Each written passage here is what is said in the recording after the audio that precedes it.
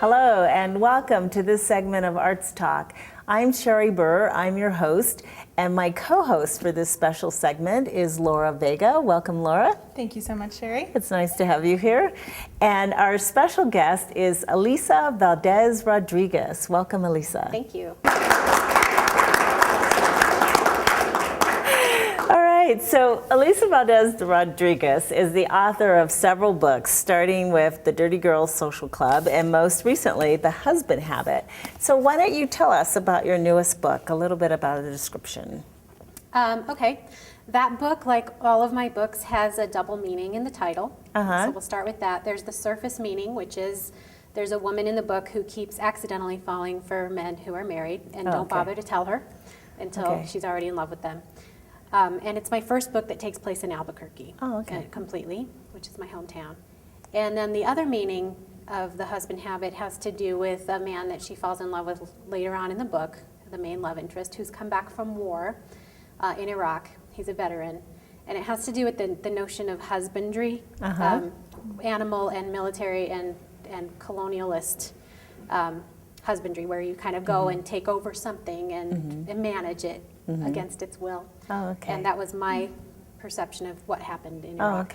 Because when I first saw the title, I thought of Mabel Dodge Lujan, who made a habit of acquiring husbands. And we just saw the Georgia O'Keeffe film where she introduced Tony Lujan, and Georgia O'Keeffe thought he was a friend. He goes, no, he's a husband.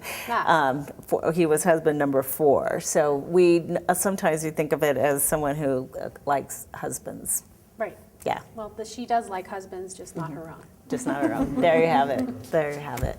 And The Dirty Girls Social Club was your biggest book. I mean, it was the one that made you famous in the literary world. So what was the double meaning in that title? That title, like a lot of my books, I end up having basically to explain that I'm not some sort of pervert or something, because it's not actually dirty girls in that sense.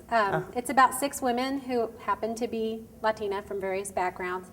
One of them is from a traditional Puerto Rican family that told her that the only way she was going to move out after high school, unmarried, well, there would be no way to do that. The only way you move out after high school is if you're married or you disgrace the family. And she said, I want to move out and live in the dorms and go to college. And they said, pero tú eres una sucia. You're filthy. You're a dirty girl. And so she relays this story to her new friends, and they adopt dirty girl in a sense of irony as sort of an empowering term. Okay, all right. And Laura is a big fan of yours, and she's read all of your books. So why don't you ask Alisa a question about her work? What I thought was really interesting is that in The Husband Habit, it's just one character. And she's the strong protagonist who's a chef and immersed in this man's world, and she's a woman. But working with various characters has also been very successful for you. So why did you decide to go to this one character? Well, this is actually the second book where I've had a single narrator. The other one was a young adult novel that I wrote called Haters, which was my 4th book overall. Yeah. But I wanted to do it for contemporary women's fiction as well. It's just, as a creative person, I want to be able to stretch and do different things and challenge myself, and I don't want to keep writing the same kind of book over and over. And I had already done 4 books that were alternating narrators, different voices, first person. So this is not only a single narrator, but it's third person. So it was a little bit of a departure for me, a little bit more of a literary book when they divide the publishing world into commercial and literary fiction. And the way I wanted to do a literary book. And I knew that because I'd been successful in commercial fiction, that my editor and publisher were not going to want me to do that. If you've got a good thing going, they don't want you to mess with it, even if you're dying to do something new. So I wrote a version of The Husband Habit that was first person, that was very much chick lit, that had all of the sorts of barometers of chick lit in it that I'm always asked to add because they don't come naturally to me, like shopping and sex and all this kind of stuff. And I turned that book in, and I waited. I got the contract, I turned the book in, and waited to get the edits back, and then completely rewrote it from scratch. On a super tight deadline in the third person, the way I had originally wanted to write it. And I guess I'm a little bit manipulative that way, but you have to be sometimes to be able to do what you know is the right thing to do, but the people who are handling you might not trust you to do that. So I turned it in, and it was the same plot, the same storyline. The characters had changed a little bit, and my little note was this. Here it is. I've changed a few things. And it was a completely new book, but it had already gone out in the catalog. People had already placed orders for it. They pretty much had to come out with the book. So that wasn't the nicest thing I've ever done, but you do what you have to do. And I'm happy to say that the book, on the one hand, the book has gotten me a lot of new readers, I think, and my old readers have come along and haven't been that concerned with the change. How many copies of this book have you sold? I don't know. Oh, okay. I have no idea. I think the original print run was around 100,000.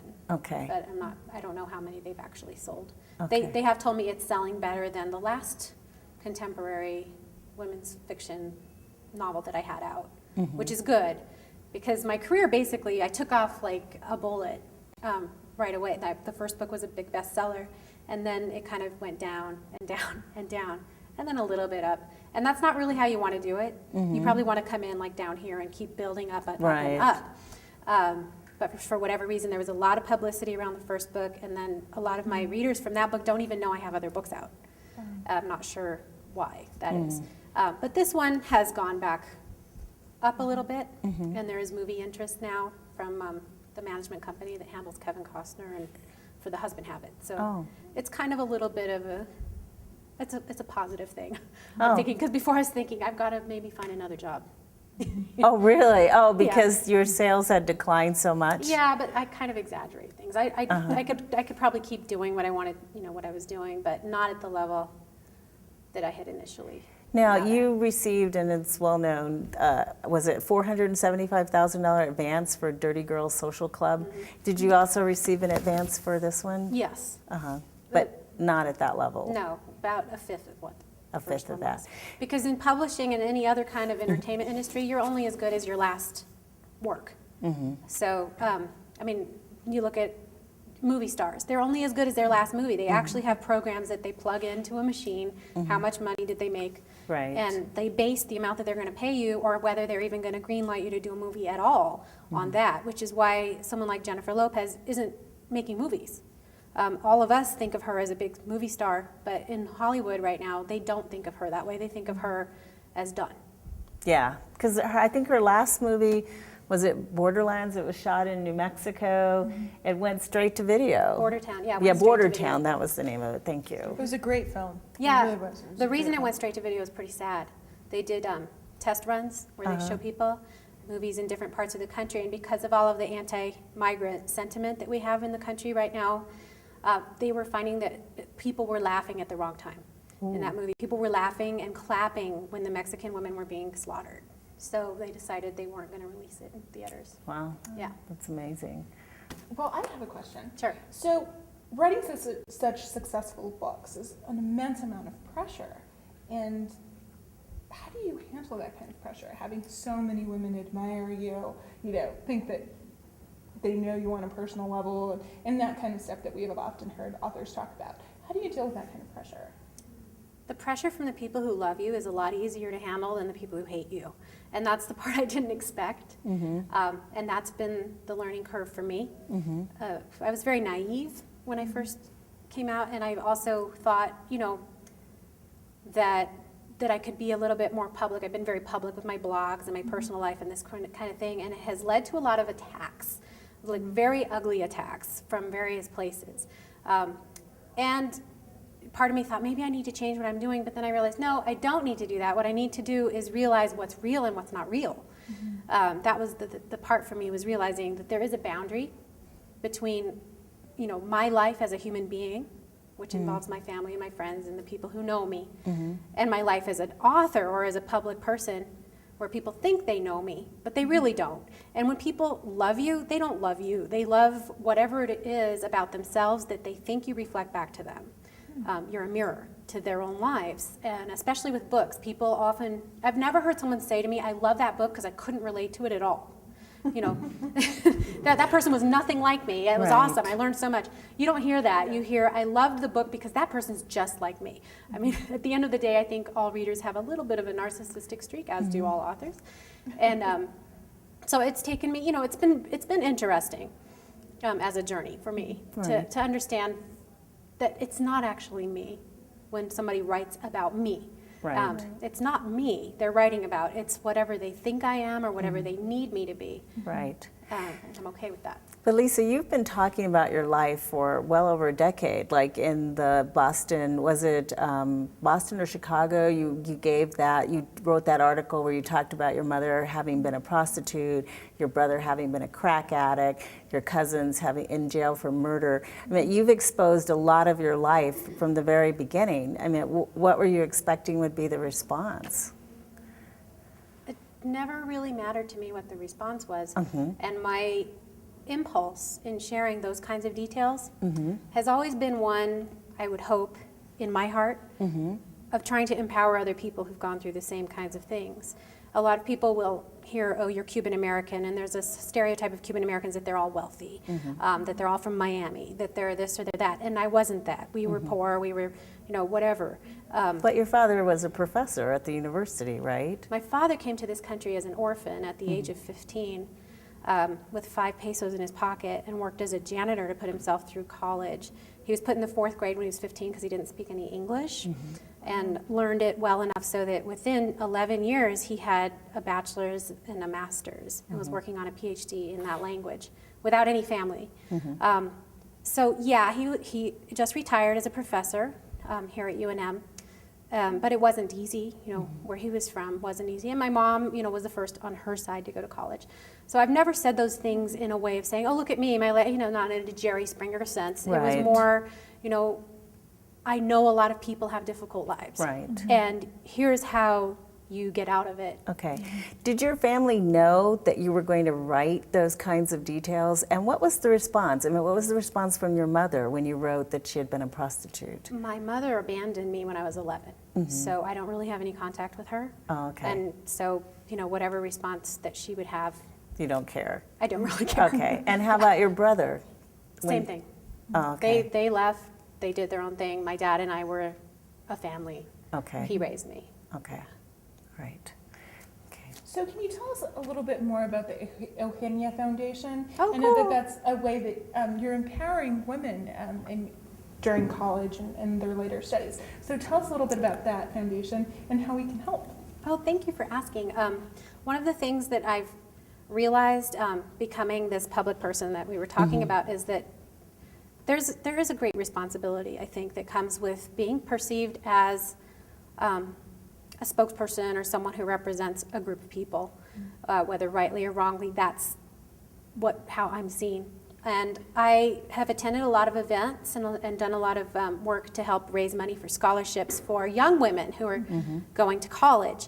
And I think that's fantastic, you know.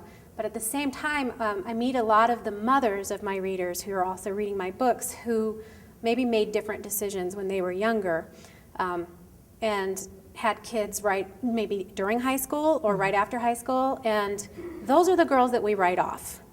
And when I went to Cuba to meet my distant family, they kept telling me, oh, you look like Eugenia, who's my dad's mom. You look just like her. She died when she was 28. I don't look like her anymore, but when I was younger, you know, they thought I looked like her. And I thought, you know what, if I resemble this woman on the outside, then I must also resemble her on the inside. And yet she was uneducated. She was impregnated by her employer as a maid when she was a teenager, and then fired when they found out. And disgraced in her town, had to move by herself as a single mom to another city and take 3 jobs as a domestic servant to raise her child, and then didn't have adequate health care and died at the age of 28. So I thought, you know, there but for the grace of God go I.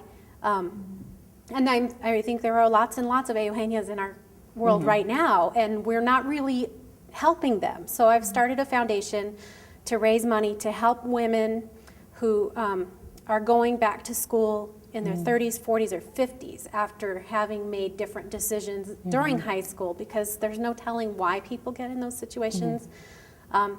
and I don't think we should write anybody off. Okay. And is that the reason why you started charging for your blog as of October 1st? Is the money going to support the foundation? I don't charge for my blog. I have 2 levels of membership. I have a membership website called Las BMW. The basic membership is free. For people who want to pay $9 a month, they can do that, and that gets them free books whenever a book of mine comes out, or other authors. I also have a book club, and it gets them little gifts from sponsors and things like that. So I'm trying to get sponsors onto the website. Part of the thinking behind the website, it's called Las BMW, Las Bold Magnificent Women, is in addition to the books, I also do a lot of public speaking, and I want to do workshops, not writers' workshops, but workshops for the people who read my books, who tend to be Latina, who tend to be maybe the first in the family to have gone to college, who tend to come with certain baggage, I think, like doubting themselves. I mean, all the problems that I think a lot of women are conditioned to have, but my readers seem to have in spades, where I want to do workshops about reclaiming your own voice, about how not to feel shame, even just walking into a room. I can tell when somebody has shame that shouldn't be there by the way that they're holding their shoulders. So I wanted to create that. I also think the publishing industry is moving in the same direction that the music industry moved, that we're heading to an electronic model with Kindle that people actually seem to like. And at some point, the middleman's not going to be there anymore. And I want to be able to have a direct link to my readers. And so consolidating them all in one place where they join up right now. Actually, tomorrow the website will be, most pages will be members only, but the basic membership is free. You can see every page for free. And members only is $9 a month, and it does go, No. You can join the site free, but you have to join it to be able to read the blog, to be able to be in the book club, to do all of these things. I have to know who you are and how to reach you. Oh, okay. And that's also for my own safety, because there are some strange people out there. Yeah, but on the web? Oh, yeah. Okay. Yeah. All right. Now, you mentioned trying to empower Latino women. I think